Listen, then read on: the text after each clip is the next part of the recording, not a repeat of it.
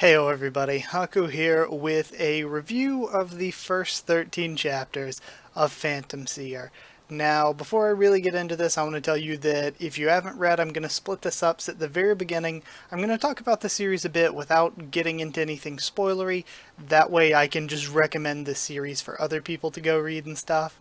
And once I get through that, I'll go into a section where I'll talk about things more in depth and talk about things that, might be spoilery to people who want to read. So I'll give you a warning when I'll get to that stuff, and I'll probably even put it in where you'll see, like, at the bottom of the video where the different sections are. And then at the end, I'll just talk about the characters in their own section because I feel like, I don't know, characters are like my favorite part of any series, and I just want to talk about them on their own. So yeah, to get talking about this series, I really, really like Phantom Seer. Now, after the first few chapters, I wanted to talk about this, and it just took me a while, so I'm getting to it now. I'm going to talk about the first 13, though I have read chapter 14. I just think 13 is a good ending place because it feels like kind of the end of our first little arc or whatever.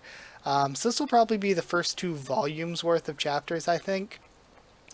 But I love the art. I really, really like the characters. I think the comedy is done very, very well. So it's something that it's on Manga Plus. It's very easy and available to read. It's in Jump.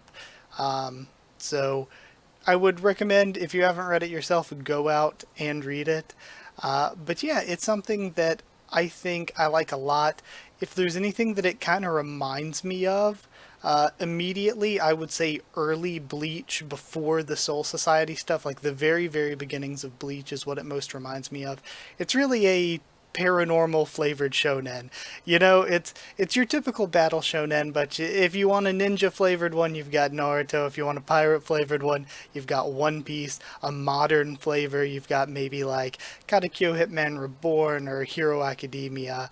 And for a paranormal one, I'd say something in the vein of like Yu Yu Hakusho or Bleach, and that's kind of where this lies.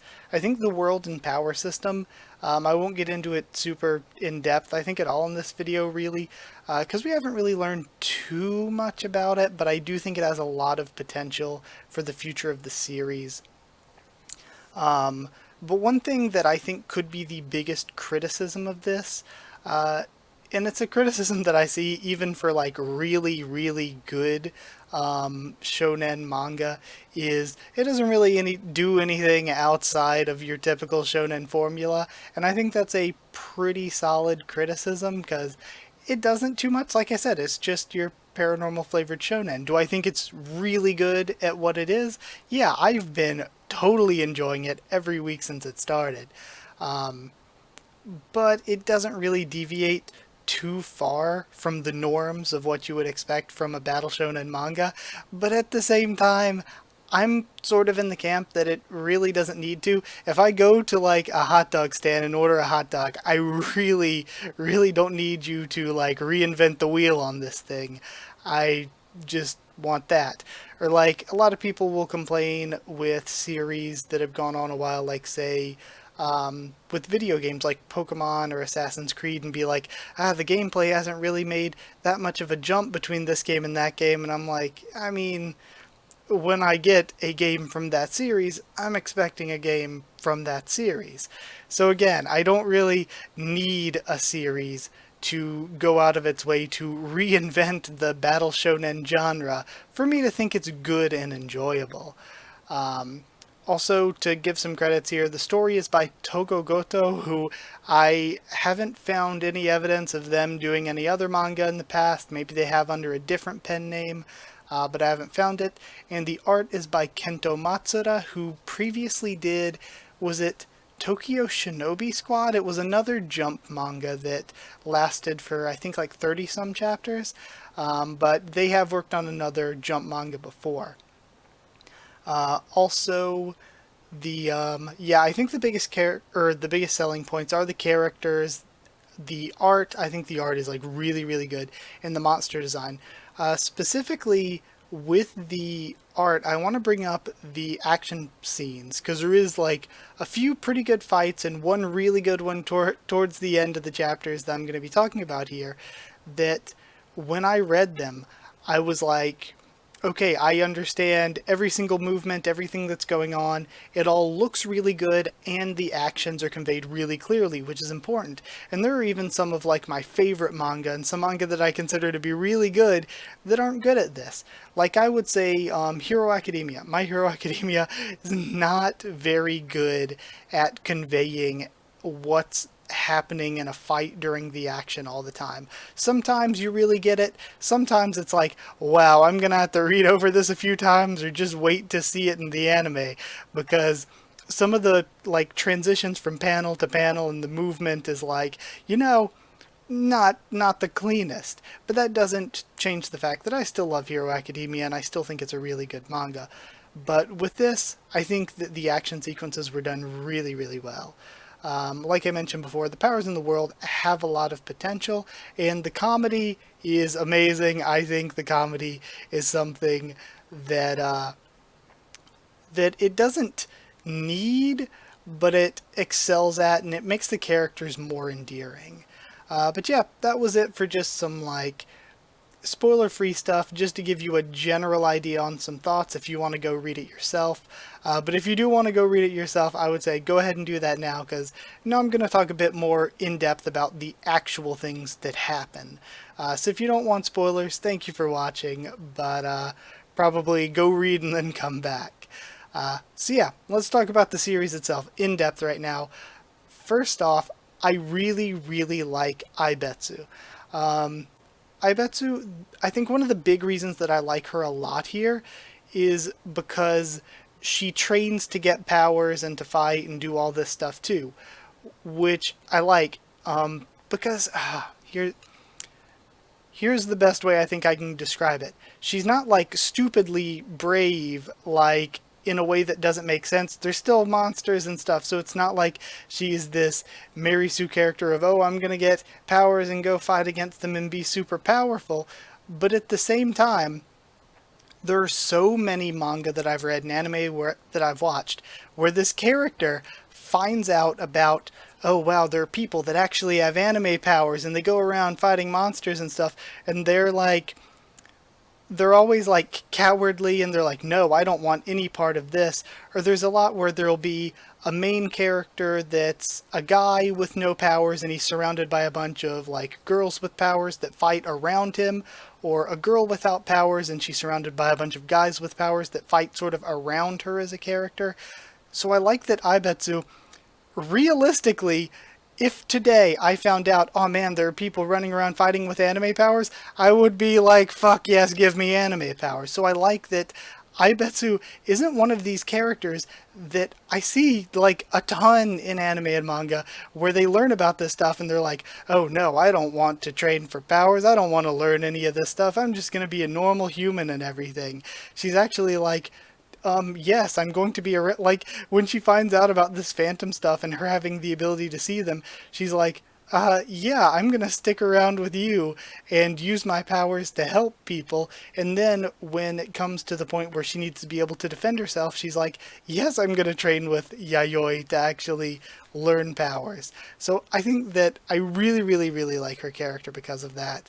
Iori, as far as the personality side of things goes, I think really carries the series. Aibetsu's more of the straight man that Iori just plays off of by being wacky and silly and out there, and it kind of goes with his design being less normal, like of course with the white anime hair and everything, and with him being the one with powers that she meets at the beginning. So his character really reflects his sort of personality and role in the story.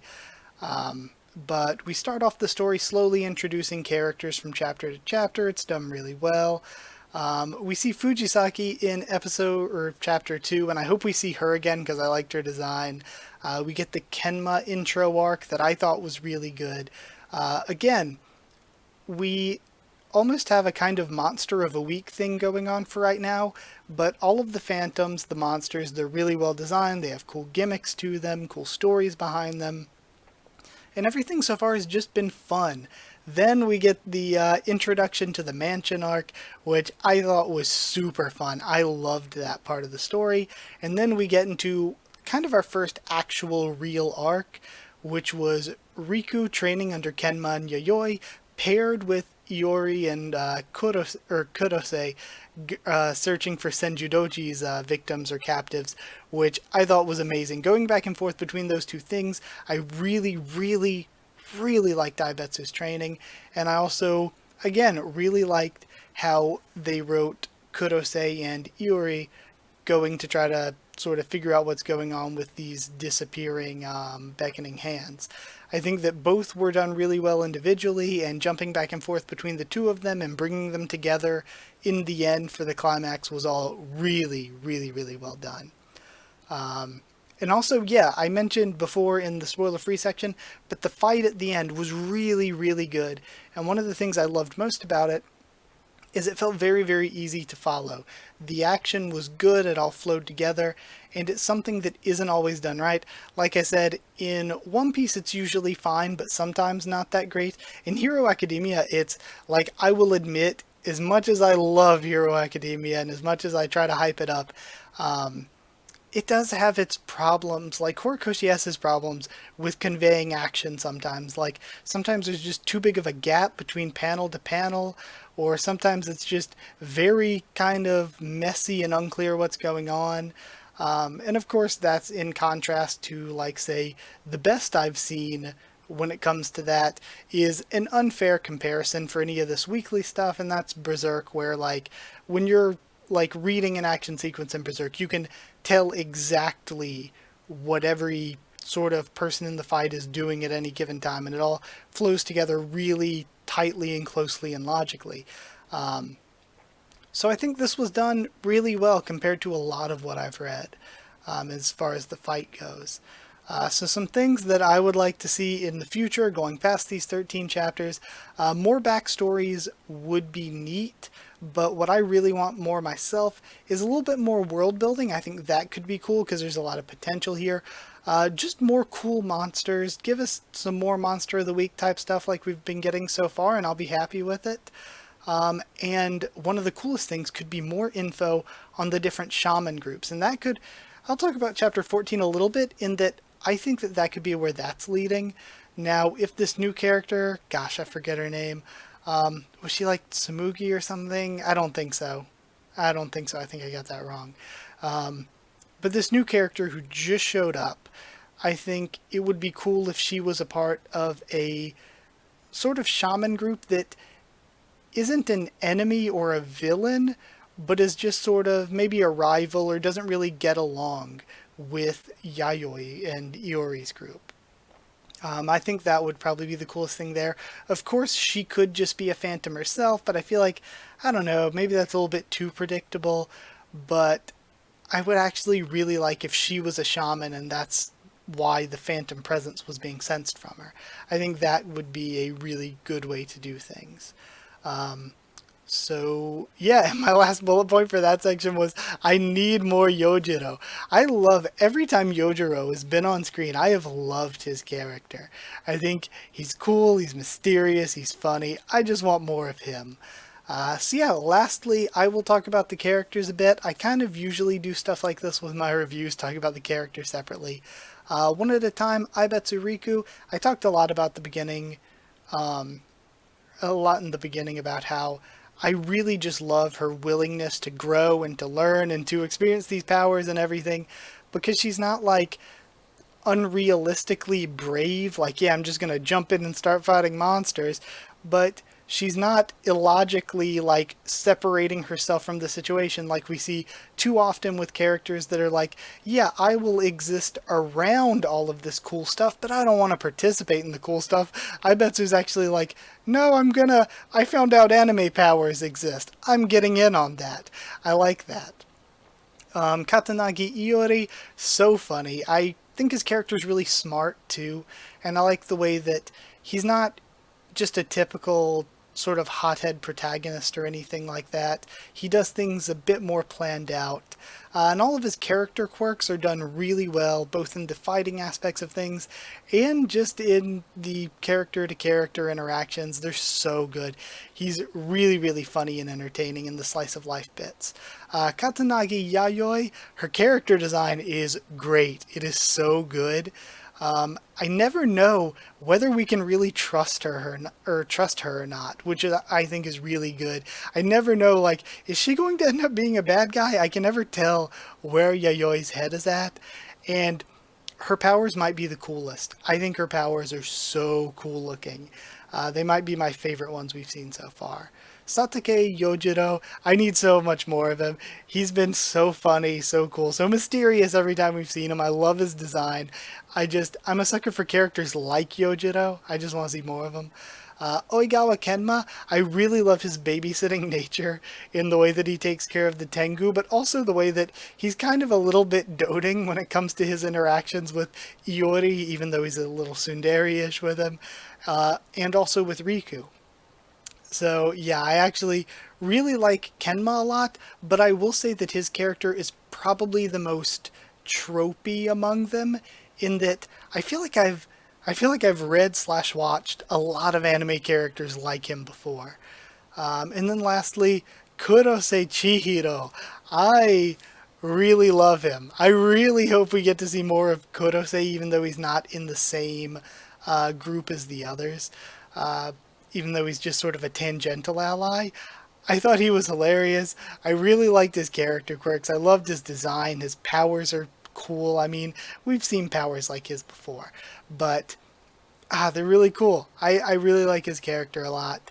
And I guess lastly, I could mention, what is it, Senju Doji. I think Senju Doji, at least for right now, seems like the villain. Maybe not the end game big bad, but they're the villain for now. I really, really like them. They're I joked when I first read, I was like, why Senju Doji gotta give me the fear boner? Senju Doji is attractive in that sort of scary way. It's like, I don't know if the Power Rangers Turbo movie villain screwed me up as a kid or something, but I've always had a thing for female villains or female monsters. But I like I almost called her Shooting Doji. I like Senju Doji a lot. I really do like Senju Doji a lot. The character design is really, really cool. The fighting with all the arms was really cool. All the grotesque and scary stuff, like when she was first introduced, was really, really good. All the plans and machinations behind the scenes, again, really, really good.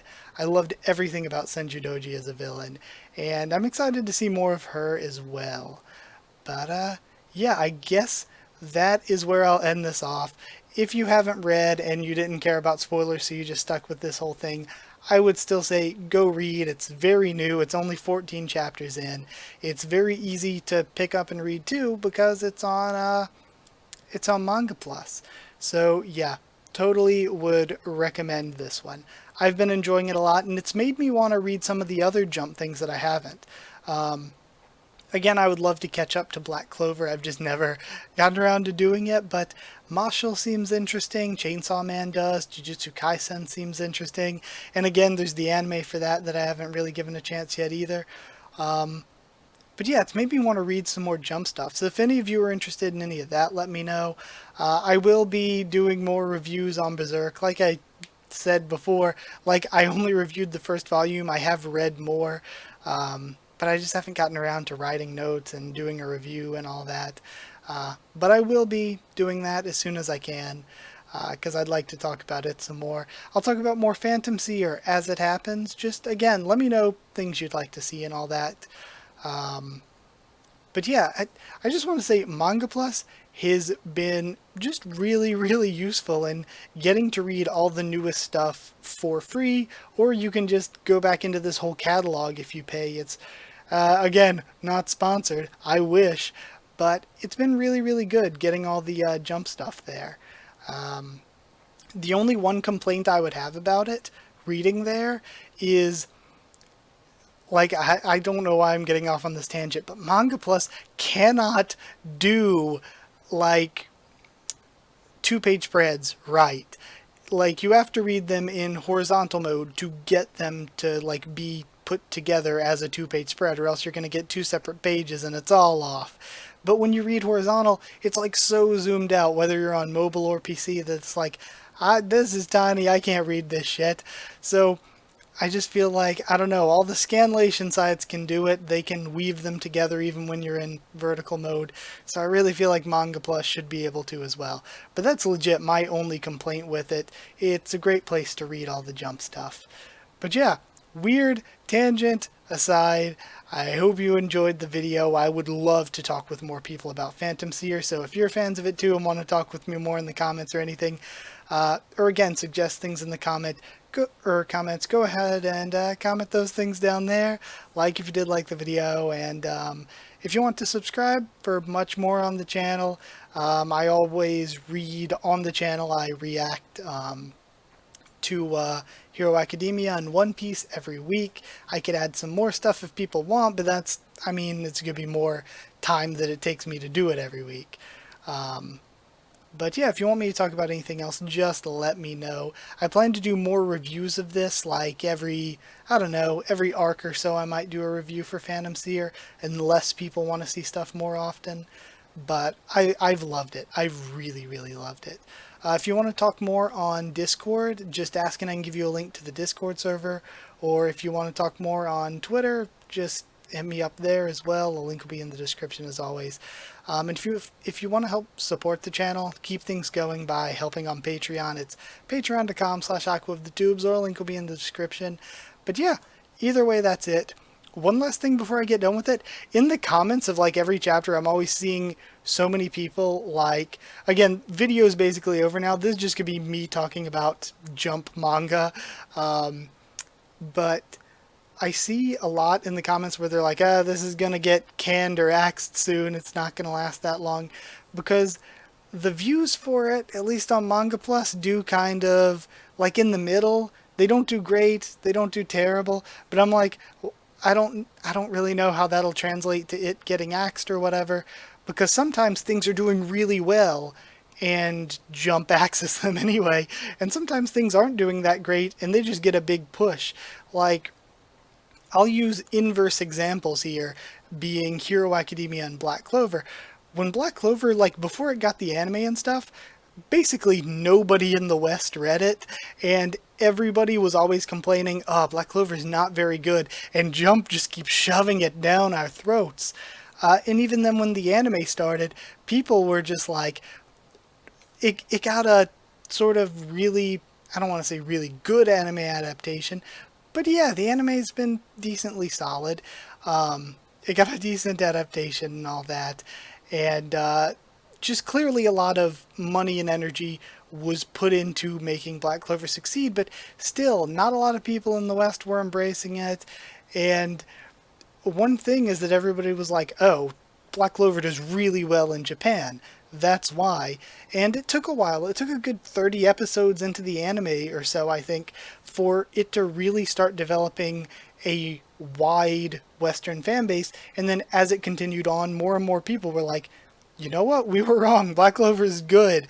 So the fan base just kept growing from there, and it started to do better overall.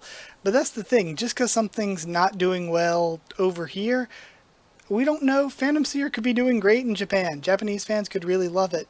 And also, even though the views, for whatever reason, aren't that great, every single person, whether it be on Twitter or Reddit or anywhere else that I see talking about Phantom Seer, always has really great things to say about it. Like I have great things to say about it.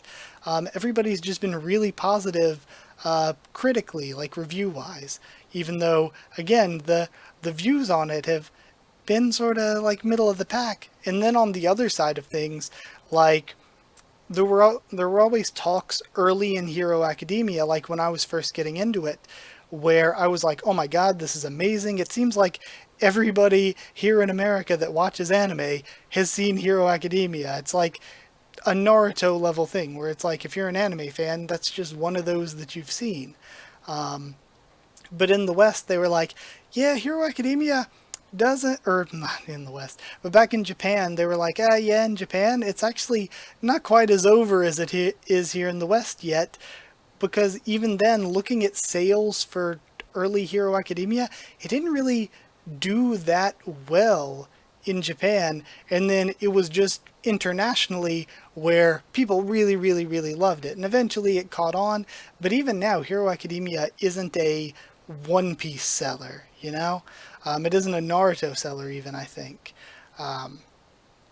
So again, that's just talking about Jump stuff and how I don't see where kind of like the middle of the road views that Phantom Seer gets are any indication that it could be axed, because again, things between Japan and between international sort of readers are different, and also you never know how things could end up. Like Black Clover did not get great reading numbers here in anywhere outside of Japan, really, at first. But people in Japan loved it, and eventually everywhere else kind of caught on.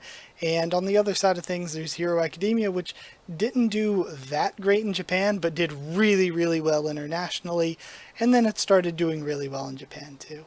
So again, it's one of those weird things where you just kind of gotta read, and when Jump decides, hey, you've got 2 weeks left, wrap your story up, like what happens to like what Bleach and Toriko and so many others, they're gonna have to be like, well, crap, we got 2 weeks, let's wrap this up. So until then, I'm gonna be enjoying this, and I hope you do too. Thank you for watching, and I'll see you all next time.